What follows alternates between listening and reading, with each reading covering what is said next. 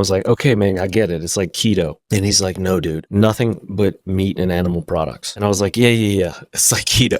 But then the more I read, the more I listened, the more I watched, I started to hear and see these things and read about these things and case studies and people and success stories about what was going on with these people that are just eating all meat and a bunch of eggs and bacon. And I can still remember as a kid eating, entire fried seafood platters of, shrimp, oysters, crawfish, whatever could be there, plus fries, plus bread. And to think like, yeah, this is fine. It's not red meat. I remember being in the same house as a vegan. I was taking like 20, 30, 40, 50 pills a day sometimes. To look at all that and think like, I'm too healthy to need all this.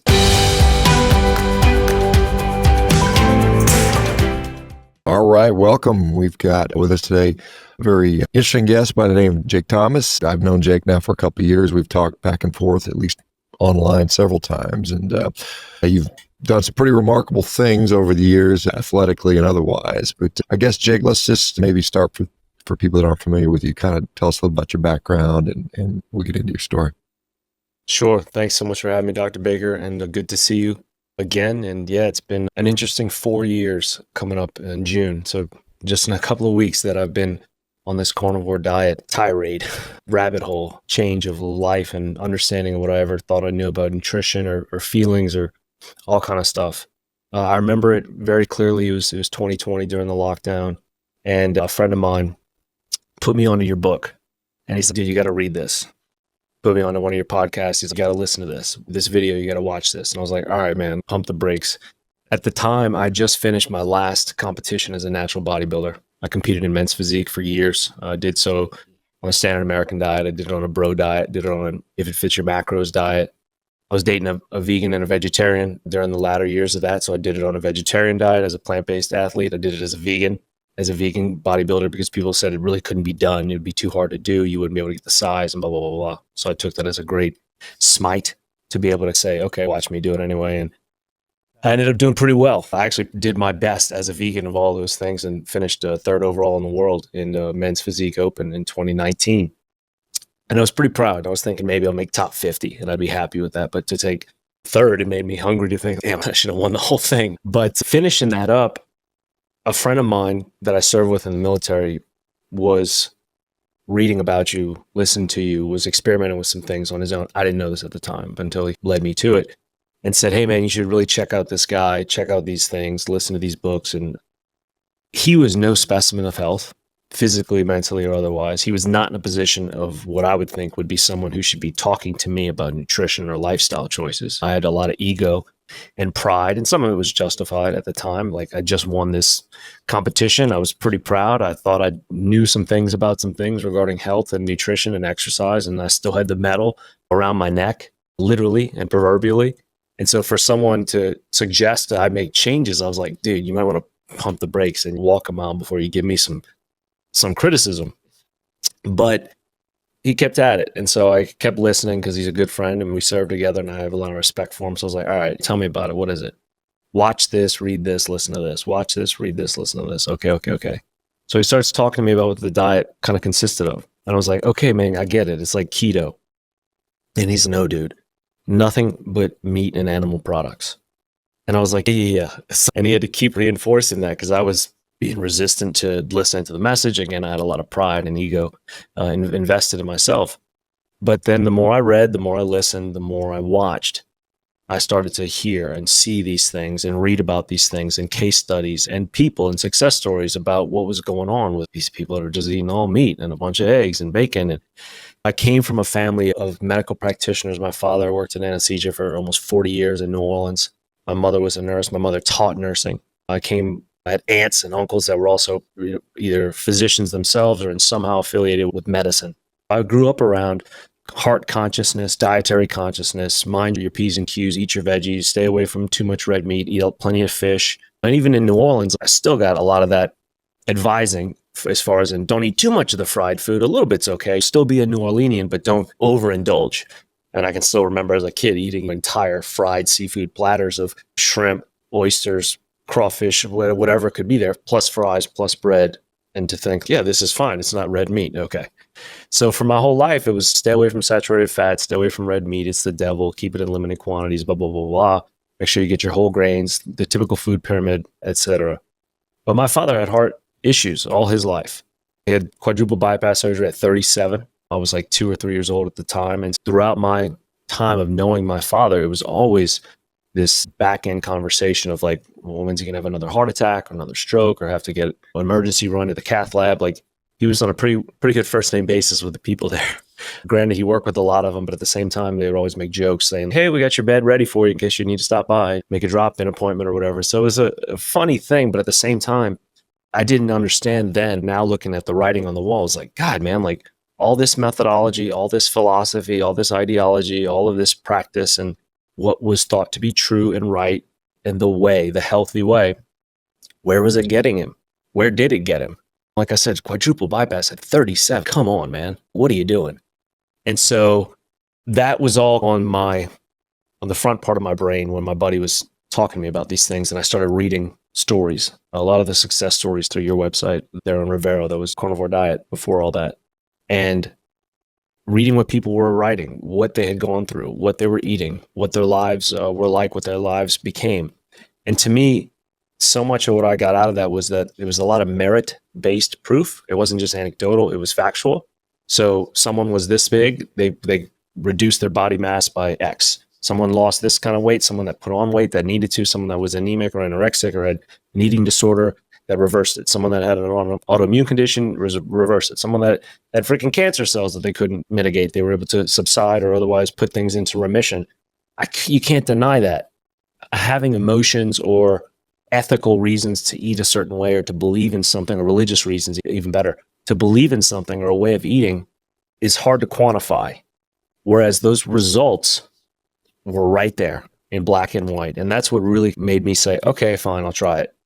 And for 30 days, I think it was June 10th of 4 years ago, I was like, all right, let's rock and roll. And that's what's got me there. And that's what's kept me here, because you and I share a very similar thing. And I saw you talking to Dr. Canberry the other day about this on his podcast, in that I feel like I'm a scientist more than anything. I feel like this is a great experiment. Life is an experience, but life is also an experiment to learn, adapt, evolve, and just to test and theorize, right? And the job of scientists are not to try and prove law and be dogmatic and fist pounding and say, I did it. I knew it. It was always me. It was right, blah, blah, blah. No, it is to constantly test the hypothesis, to try and disprove it.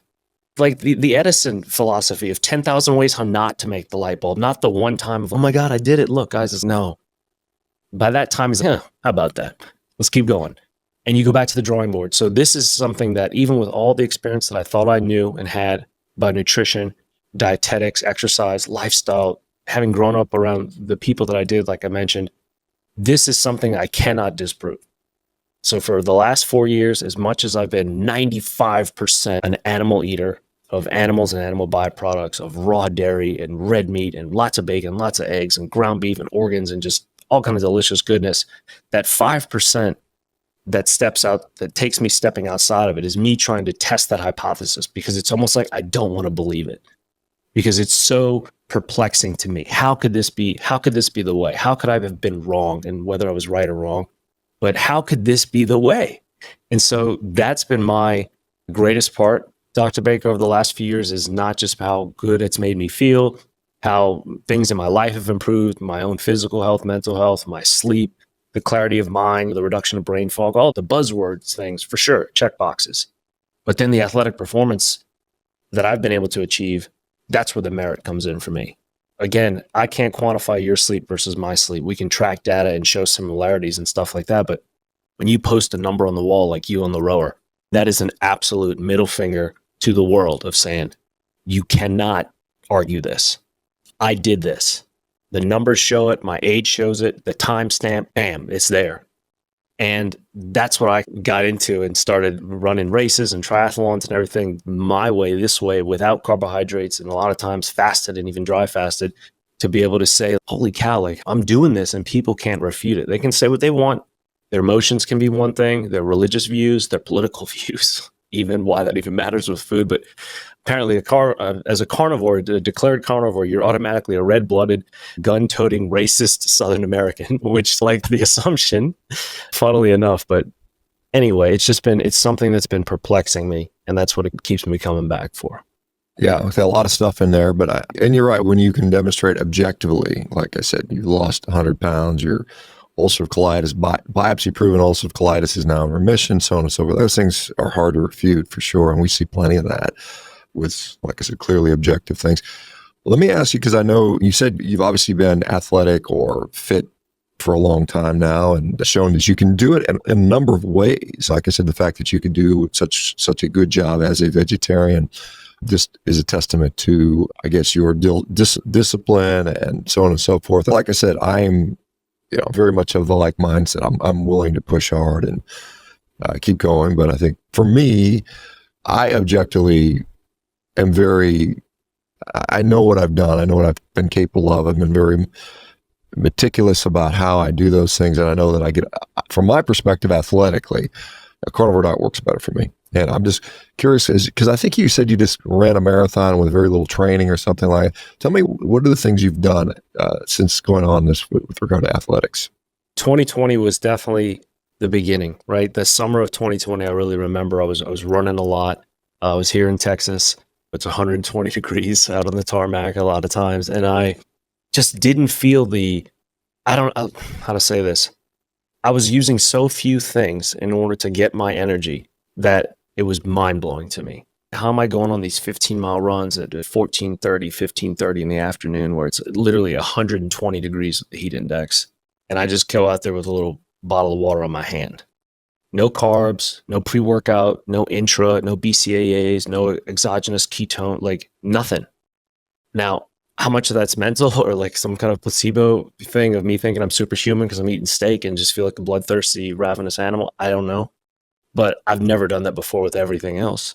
I remember being in the same house just a year prior as a vegan and having this 20 pills 4 times a day that I'm taking box, right? I've got my daily dose of Monday, Tuesday, Wednesday. They're all color coded with the caps on. And I was taking like 20, 30, 40, 50 pills a day sometimes. So I'm like, what's his name? Bryan Johnson almost. But to look at all that and think, I'm too healthy to need all this. And then all the powders and all the supplements, all the droppers and titrations that I had to get the right macros and the right ratios that I wanted. And obviously externally sourcing the amino acids because they were not existing in the foods that I was consuming, and they did not exist in the plant kingdom. So they had to come externally. It just took so much. And as a vegan, as a plant-based athlete, it took so much to be at that level and to constantly be replenishing, to constantly need things either on the course, in the gym, during the workout, for sure, before and after. It was just so much. And then in that summer of 2020, I'm rocking around with running with 20-pound vests, rucking with 40 to 60 pounds, and then even starting to run with 40 pounds. So what I would call like a combat load at 15:30 in the afternoon in the summer in South Texas. And it's 120 degrees. And I'm just out there with a freaking bottle of water in my hand with nothing else. And having great numbers, making great paces, having great lifts in the gym, improvements in sleep, and thinking like, how is this possible with so little when it took so much to do all those other things as a plant-based athlete or as a vegan? Kind of thinking about being on stage as a competitor in bodybuilding, you think, I would hope you'd look like that to anyone because of how much work is involved, how much meticulous attention to the detail it takes to create that look, because it is a look you're creating. But you think about it, you should look like that with that much preparation and that many ingredients in your list of things to create this look. Whereas here I was, at times I do these 30-day experiments. I'm just going to eat one thing for 30 days and see how it goes. It started in 2020, where I remember one of the 30 days was I ate nothing but Wagyu beef burgers and eggs for 30 days straight. And it was that summer, I think it was July, within that first or second month after starting the diet. And I was out 120 degrees in South Texas running 10-minute miles with 40 pounds of gear on for 10Ks. And I'm like, holy crap, man, this is crazy. And I'd finish the run and I'd just be like, all right, just need a little water. Maybe I'll put some salt in the water. But other than that, I was like, I'm not hungry. And I was just purely eating for fuel. Don't get me wrong, I still thoroughly enjoyed my meals, every single one of them, but I wasn't drawn to it. I didn't feel this compelling need of, oh my God, I need to replenish. I have to replenish. I was like, I got everything I need on me. even when you have the leanest amounts of body fat, when you're fat adapted and truly into an optimal state of nutritional ketosis, you're tapping into those stores for energy and you're just wearing it. And when that switch flipped for me of holy shit, like I'm just wearing my energy. I don't need to be consuming externally and putting more stuff in the system and disrupting what I've already got in the form of fat adaptation. It was just like an aha moment. So the years progressed and I just started pushing the distances further. I started pushing the intensities harder. And I ran a half marathon in New Orleans in October of 2021 and ran it just over 90 minutes. And I was winded at the end of it, but I finished and was just like, oh man, that was a good time. I had fun. God, I feel like I could do this again. Another half right now. Thinking I've never run a marathon. Man, I really feel like I could just run this double distance right now. And by my logic, I was like, that'd be like a 3:05 marathon. I was like, it's probably pretty good. And so I said, why not? Let's do it. So I just ran this 10K or half marathon, excuse me. And that's October 31st. So I was like, where's the nearest marathon near me so I can run a race? And I was living in New York City at the time. And it was the Philadelphia Marathon. Race day, November 21st. So October 31st, I finished this half. November 21st, I'm like, all right, I'm going for it. 3-week crash course. This should be fun. I'd never run a marathon before. The furthest I've ever run was like 16 miles. So I finished this half. I get back to New York City the next day and I start training for the marathon. How much can you really do in 3 weeks of prep to go from 20K to 40K? Not a lot. And I knew that. So I said, I'll keep what I'm doing training wise. I'll just extend the volume a little bit, do a small deload the final week if I can. But other than that, just red meat, organs, raw milk, red meat, organs, and raw milk. I was like, this is where it's going to matter. I can't physically prepare more at this point. 3 weeks of training, crash course isn't really going to make that much of a difference when it comes to thinking that I'm going to try to run a sub 3:30 or close to 3 hours for my first one out the gate with 3 weeks of prep. No. But what I could do is make sure I'm properly nourished and properly hydrated. That for sure is within my direct control. So that's what I did. So I pounded the red meat, I pounded the organ meats, I pounded bone marrow and lots of raw milk. And race day came. I had a huge meal the night before. My longest run prepping for the race within those 3 weeks was like 17 miles, I think. Had the big meal the night before, went to the Brazilian steakhouse. I know you're a big fan of those, and just closed the place, made sure they didn't make money on me that night. I guarantee you. Probably had, I don't know, close to 4 pounds of meat total, I'd say, and was just salting like crazy. Something I learned right away within that first summer was like, salt is the element.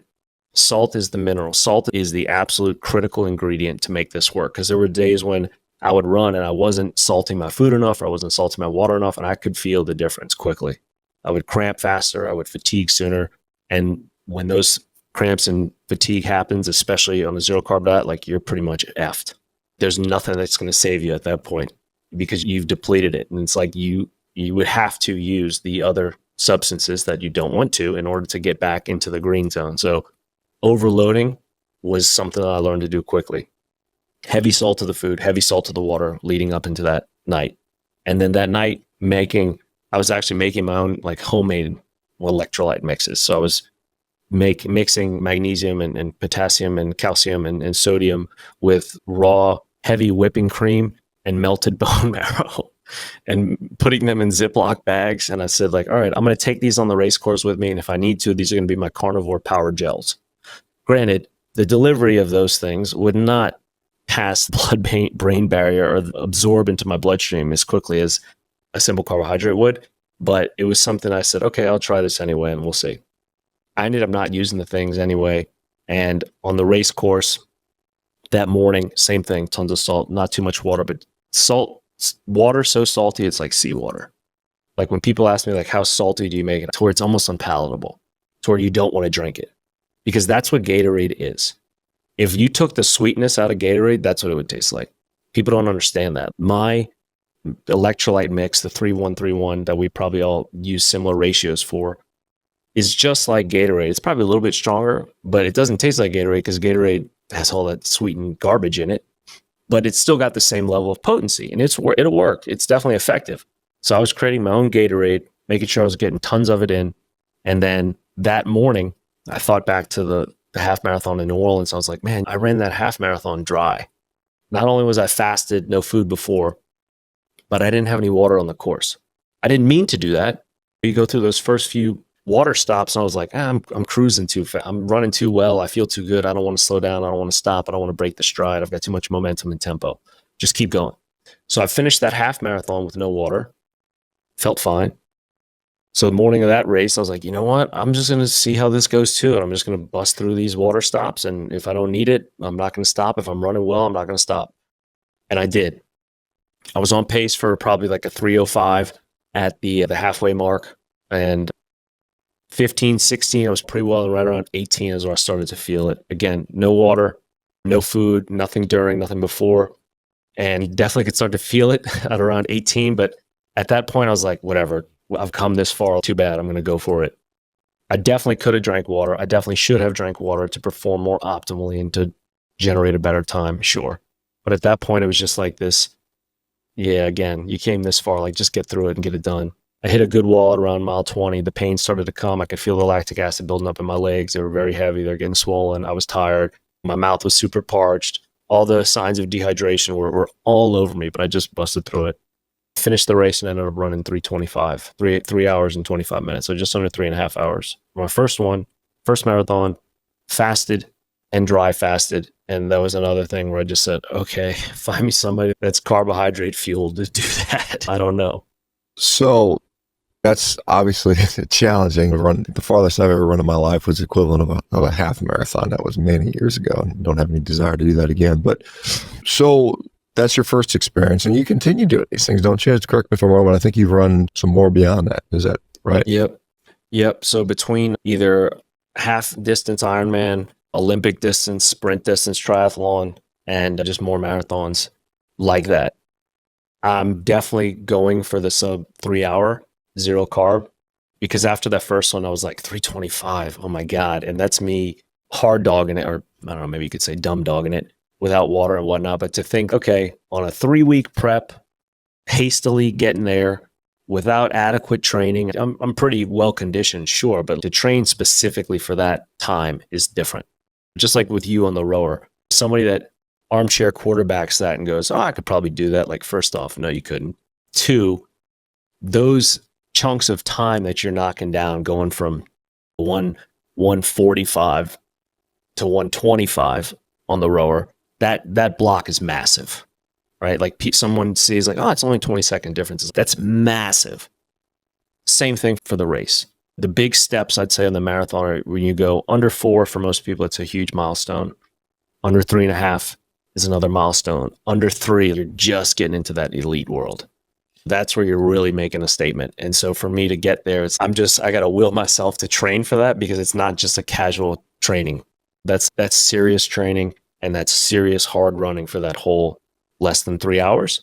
But it's on the board for me because of what I did in that first race, and then what I've done in subsequent ones, like run my first half distance Ironman and finished under 6 hours. Same thing. Fasted. I wasn't dry fasted. I had some water, a lot of salt. I literally had salt packets in my race suit and was just putting the packets, like they were from a gas station, this little paper ones. And they got sweaty and wet enough to where I was literally just putting them in my mouth and eating them like whole with the paper, because the paper was so soggy. But the sprint distances and the Olympic distances, it's simple for me this way. I show up in the morning, everybody there has their gels and their powders, and they're all mixing this and that, and they're getting ready to where I'm going to eat this. And I can hear people's scuttlebutt conversation. Just, I'm going to chew this at this mile. I'm going to refuel here. And I'm just like, I got salt water in my water bottles, and that's it. For these longer distance races, like, all right, fine, I'll stuff some of the salt packets in my purse, but that's it. No stops on the road. No having to constantly drink water on the bike. Like, I have to tell myself a lot of times to take water on the bike, and dude, don't be stupid, be smart. You can run, you can do better. You don't have to be stubborn, because the bike is like the rolling buffet, as they like to call it. But I'm like, why? That's time. It's energy. It's expended energy to consume, to digest, like all that. Why not just stay in the groove, stay in tempo, and just get this bare minimum of replenishment, like a race car, like a Formula One car or a NASCAR, whatever. It's not like you load up the car with 5 tanks of gas on it. Like, it does its whatever 50 laps, and it's okay. Give it the minimum amount of fuel to give it the maximum amount of efficiency and performance over this amount of time and distance. Perfect. I see that as something similarly here to this point of why not just have it all on me already, using my fat stores, just replenishing with this simple, again, single element of salt. That's freaking fantastic, as opposed to I need this. Again, it reverts me back to being a plant-based athlete or a vegan. I hope you could do great with all that stuff. Good for you if you can summit the mountain with 10 Sherpas and all the oxygen and somebody's dragging your bag up there for you. Cool. Great. Is that really summiting Everest though? You clipped into a line, a guideline that was already set for you. You haven't had to do any mountaineering yourself. You barely climb. You walk most of the way. You're just pulling a rope. Is that really climbing Everest? I don't know. And you paid $100,000 to do it? Cool. Similar thing here for me. I'd hope that people could do the things that they do with all the substances and supplements and additives that they're taking. Good for you.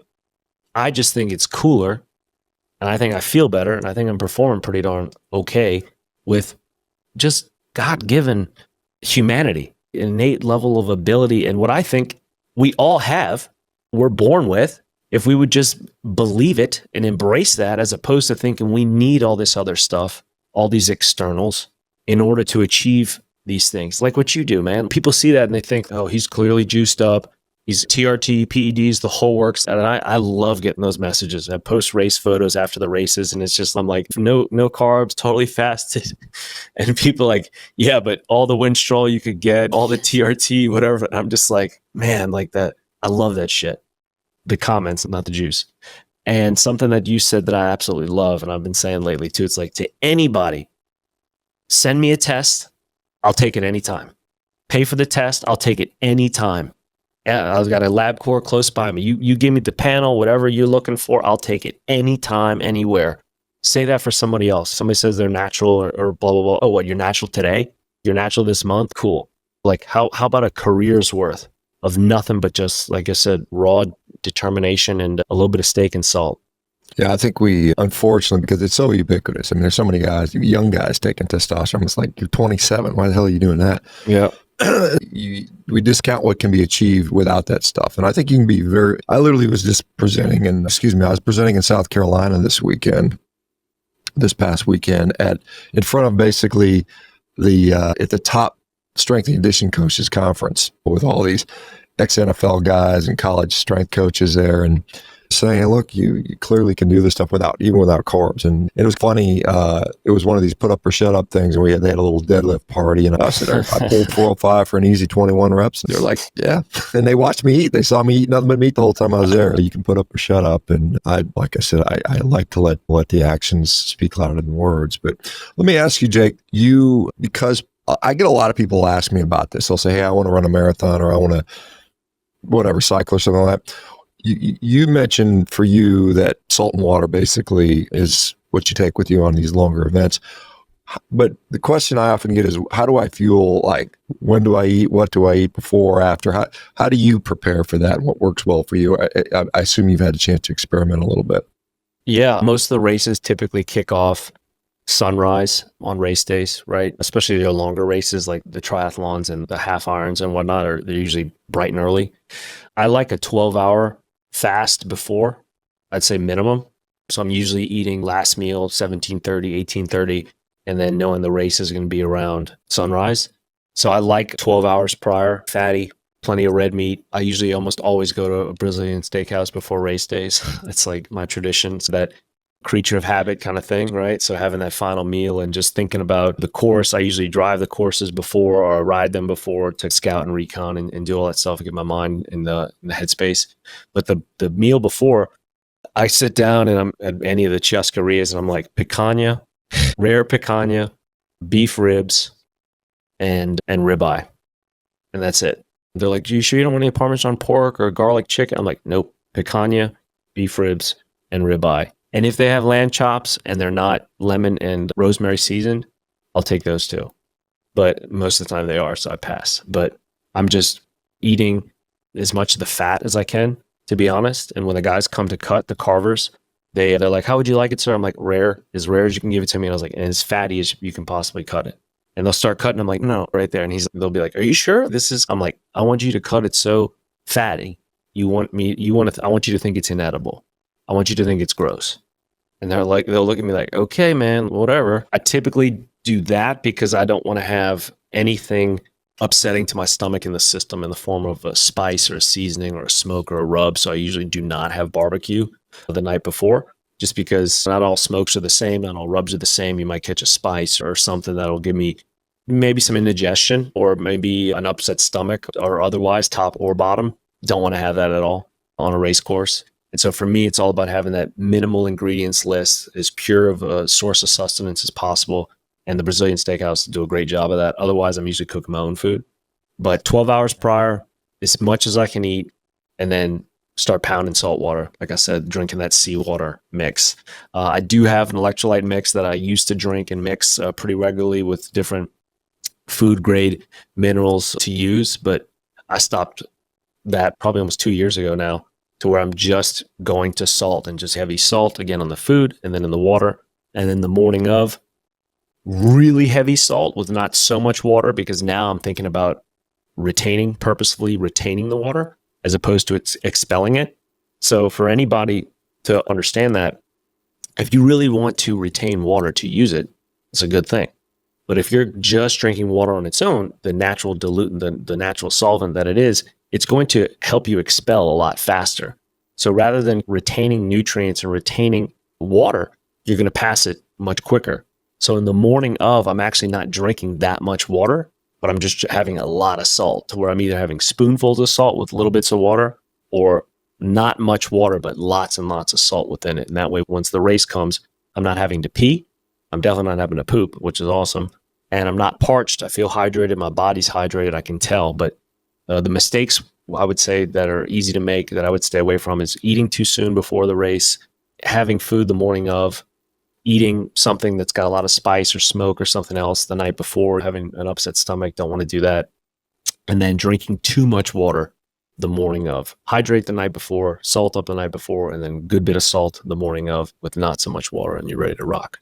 Yeah, you mentioned before we got started here that you're looking at getting a master's degree in nutrition. What has prompted that? Obviously, I suspect I know, but what's going on with that? And I know you're going to start here in the near future at UT. Hook 'em horns. Yeah, hook 'em horns indeed. I just got my acceptance letter a few days ago to a master's of science and nutritional science at the University of Texas at Austin. And it's like a culminating thing to me, man. When I wrote my statement of purpose to them, I talked about my ideas. I talked about my theories. I talked about my experiences. And to me, it's almost like a battleground. Austin is now. It's very divisive politically. It's divisive culturally, dietarily now as well. So I think it's a good capital to be immersed in this debate. It's a good place to go and listen and learn, contrarian to my beliefs, maybe, and get some counterintelligence. And at the same time, this is the place to go test it. This is the forefront.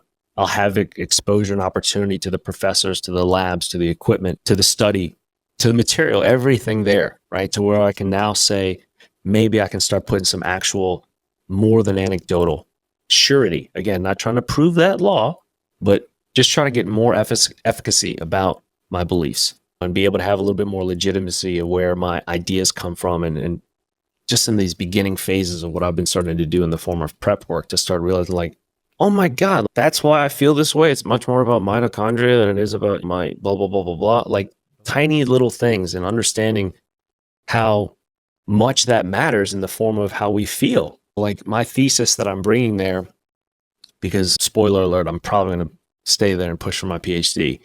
My thesis is that the single most effective thing we can do as human beings in regard to our health is controlling what we put into our mouths. Period, full stop. Bold, underlined, and italicized. Jake, what about exercise? And what about that? It's important, no doubt about it. But again, the single most effective thing we can do as human beings in regard to our health is controlling what we put into our mouths. That's our medicine. That is the battlefront. I say it to people, either in content or with clients all the time, that you are not losing the fight in the gym. Your battle with life is not being lost on the treadmill. It's not because you don't lift enough. It's not because you don't run hard enough. It's what you're eating and what you're not eating, what you're allowing to be entered into your body through this orifice. And people wish it was not the truth. We don't want to believe that, Dr. Baker. That's what I think is the hardest thing for people to grasp and get around, and get past is that they don't want it to be true. I didn't either. And that's why I still test that hypothesis. All right, what if I add a little watermelon? All right, what if I add a little bit of this? And it disrupts this harmony. The littlest thing, obviously, you talk about something unprocessed garbage, GMO'd or otherwise, for sure, you're going to mess with it. But it's because I think we don't want that to be the truth. We'd rather, all right, if I can just run further, cool. If I can just lift harder, train harder, fine, I'll get there. I'll do it. But oh my God, having to control what I put into my mouth, now you're talking about attacking my beliefs. You're attacking my ideology. You're attacking my culture. You're attacking my religion. You're attacking my politics. You're attacking my upbringing. It's very personal. It gets very emotional very fast. And I'm just hoping that my opportunity of being there will be able to rift my way through a lot of that and find some certainty. I know science is not always the best place to find certainty and absolute, but I'm going to damn sure try. Yeah, that's. I wish you well on that. It's interesting. You're right. Austin is very much of a interesting place to be, particularly these days. It's just an interesting time we live in. But you mentioned running off your own body. You're lean. You don't have a lot of body fat, but yet you still can run 3 hours, 4 hours, 6 hours. You go for 6 hours on just a relatively small amount of body fat. Let me ask you this question, because a lot of people, I've seen this both personally and anecdotally with other folks, is after a certain level of getting leaner, cramping starts to be an issue for some people, or maybe not consuming enough food. How much do you eat? Like a normal day for you is, and just share your height and weight. And I know you're very lean, but what does that look like? Yeah. So I'm 5'9", 165. That's me. That's ideal for me. Some of the photos I've shared from races over the past couple of years, I've been as heavy as 185, 188. And that's where I got a lot of the steroid comments, and I'm flattered by it because it's flattering to think like, all right, if that's what you think, great. But I don't like being that heavy. It's good muscle. And I went through a 60-pound transformation from last year back to this year of gaining 30 and losing the 30, mainly because I had a lot of people saying they couldn't gain weight on the carnivore diet. They couldn't add muscle adequately and blah, blah, blah, blah. Weight gain or body recomposition of any kind, to gain or to lose, is work. Spoiler alert to anyone. Especially if you're trying to gain weight. Like, you have to eat a lot. You have to be in the calorie surplus. You have to train appropriately to stimulate the response you're looking for in the form of growth. And most people, I would say, they just don't eat enough and they don't train hard enough to get that response they're after, or it's not over a long enough period of time. It takes time. It took me 4+ months to put on that 30 pound, maybe 6 months to put on the 30 pounds, but it was a lot of work. It was a lot of eating. During that time, I was plus 4,000 calories a day easily, 225, 1-to-1 protein and fat, something like that. Maybe 230 to 250, 1-to-1 protein and fat to put that on. Some days I'd have more. Some days I was eating like 7 pounds of meat. People hear that, dude, that's freaking crazy. There's no way. Is that something I would want to do normally? No. But was I trying to specifically get to this state and add this amount of weight over this amount of time? Yes. But at my normal, ideal physique, ideal body composition, like I said, I'm 5'9", 165. 60 is great for me. Like, I love being lean like that. I love having a lot of pound per pound body strength. I'm still putting up great numbers, benching over 300, deadlifting over 400. 20 whatever pull-ups on the go, dead hang, no problem. Running a Murph I'm going to try to run the Murph this year under 40 minutes. Full RX on swimming the mile under 30 minutes. All the numbers that look good for that. But on daily for me, it's probably 3,500-ish is a good maintenance number, maybe 3,200-ish calories for a good maintenance number. Depending on the ratio, I typically try to eat between 65-35 or 75-25 of fat to protein, which is pretty much 1-to-1. As far as in gram to gram. For most people to hear that, people think, wow, it's a carnivore diet is very much a high protein diet. Can be a high amount of protein in it, but it is definitely a fat dominant diet. To the ignorant consumer, the ignorant viewer, you see and go, wow, that's got to be so much protein. It's a good amount for sure. It can be a lot, but still it's not the dominant calorie. And I learned that very quickly, and I've done it as much as almost like 90% fat. I leaned out a couple of years ago, got down to 158 on an 85-15 ratio, to where I was just eating so much fat and still preserved a lot of lean, dense muscle. And people think, you must have lost tons of muscle. Not exactly. Maintain the high training stimulus, reduce the body fat at a greater rate of which the muscle, rather than a greater rate of which the muscle loss can take place. Thus, the ratio of skeletal muscle mass increases faster than what would the percentage of body fat decrease. I actually gained lean body muscle, even though I didn't necessarily add by weight, but just gained it in the form of the ratio. But yeah, 5'9", 165 is my pretty good size and weight, and anywhere from 3,200 to 3,500 is probably my ideal maintenance calorie amount. And Jake, remember how old are you now, Jake? I'm about to be 40. About to be 40. It's a big landmark. Yeah. I'm looking at 60 very soon. So I know, man. Got my own things I want to achieve at that point. I think, I don't know if you mind sharing this, but you're very lean, clearly, very athletic. What's your cholesterol look like? Yeah, good question. I had my labs drawn recently. What was the last one? I have to give me a second to actually pull them up, and I'll tell you exactly. Yeah, the reason I'm asking is because we have this so-called lipid energy model, and it predicts that lean people on low-carb diets are more likely to develop higher cholesterol than non-lean people might. Yep. And I'm wondering if you would fit into that category like so many people do. I did. So a couple of years ago when I was like 158, I actually did get labs drawn, and I was like perfect. Dave Feldman would have loved me because I was just like quintessential lean mass hyper responder. I had a total of over 400. I want to say my HDL was over, LDL was over 200. HDL was probably 120 something. I can't remember the numbers exactly, but I remember the total being over 400. And the VA called me right afterwards, and they're like, you need to come back to the lab right now, and we need to get these redrawn, blah, blah, blah, and get you on X, Y, and Z, statin. And I was like, all right, hold on a second. Like, why don't you ask me some more questions first? Because you just told me I'm incredibly healthy, and now you're like 4-alarm fire. Like, what's going on? So most recent, total of 258, HDL of 92, LDL 154. So total to HDL ratio of 2.8, triglycerides 40, CRP was 0.4, A1C 5.2, testosterone 1094, and B12 729. My test is definitely like the pride one for me now because of how many people are like, dude, my testosterone's low. I had to get on this therapy. I had to get on this replacement. I had to get on peptides. I'm like, bullshit. Not at all. Yeah, it's funny, and I'm happy to. My testosterone is relatively low, but I kick ass. It doesn't matter.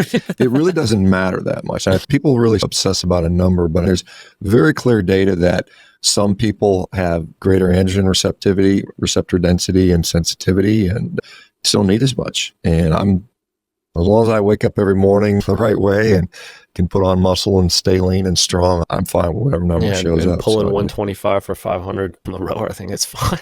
Yeah, I'll probably pull a sub 115, 500 meters here in the near future as I break the world record on that in the next probably couple of weeks. And I meant to ask you, do you have your rower bolted to the floor, or do you put sandbags? I put weights on either side of it, front and back. I've got about 350 pounds holding the thing down, so I bet.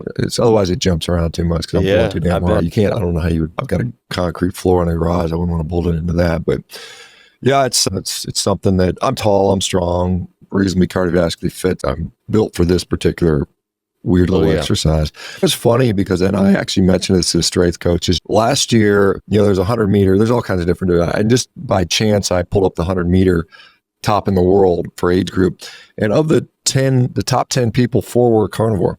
4 people in the top 10 were in the car. Me, I was number 1, and then I think the 3rd place, the 4th place, and the 7th place guys were all on carnivore diet, which I thought was really just a strange coincidence that maybe I popularized it enough that people follow me and want to get out there and do it. But yeah, but the carnivore diet is not good for high glycolytic exercise, right? But do you really need a carb load to run 100 meters? It's silly. You don't need to do that.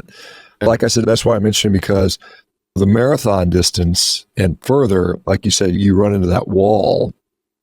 But interestingly, if you were to wear a CGM, which would be, I don't know if you've ever played with that, but I know that there's some evidence now it's not so much glycogen, it's actually blood glucose that is is a limiting issue. And I don't know what, like I said, because typically we see 20-mile markers around the wall for a lot of people, conventionally trained, conventionally nourished athletes with carbohydrates. And some people, again, doing it on 3 weeks prep is a whole different story. So what do you have coming up? What's athletically? I know we've got the nutrition degree. What do you have coming up athletically? Yep. I'm going to run run the Murph on Memorial Day and try to run sub 40.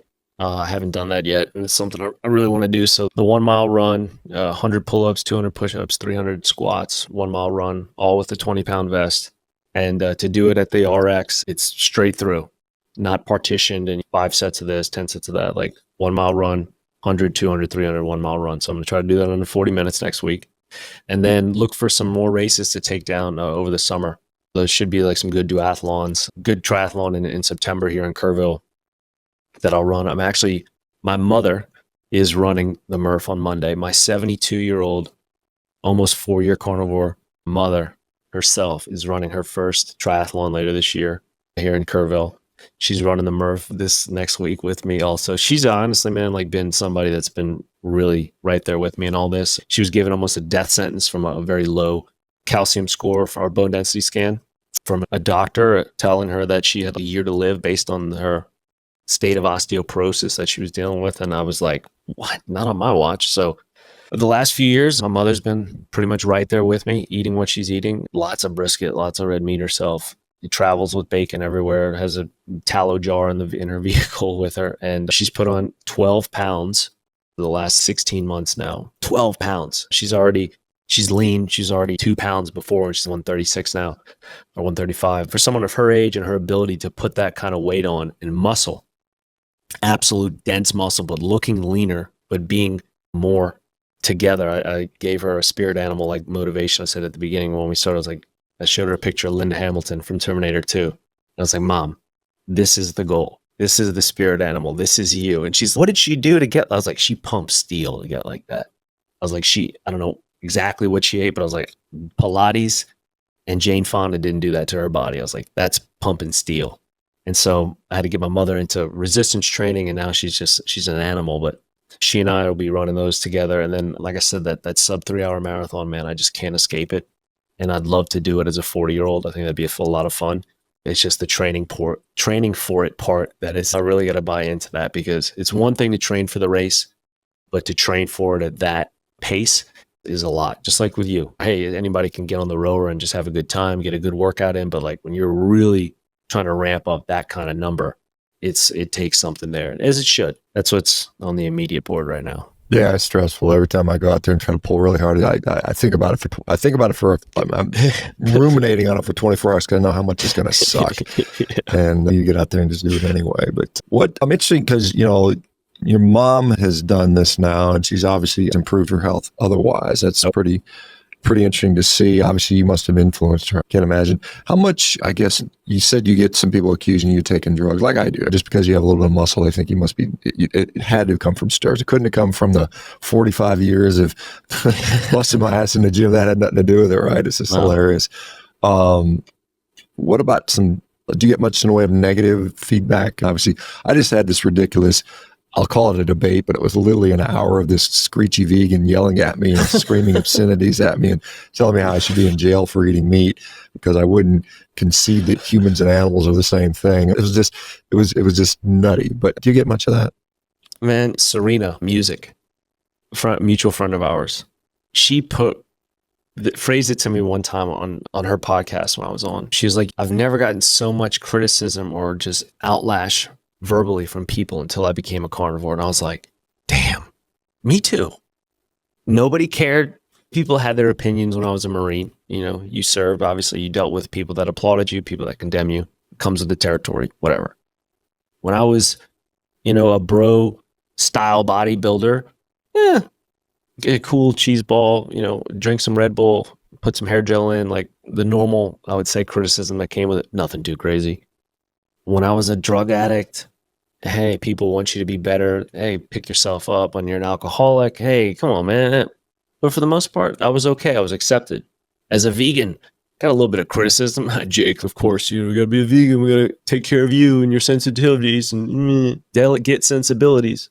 But man, once I started just doing this, oh my God. It's like when the Olympics come around, the Winter Olympics come around, and all of a sudden, all my friends are speed skating analysts. I never knew. I had no idea how knowledgeable my friends were in curling.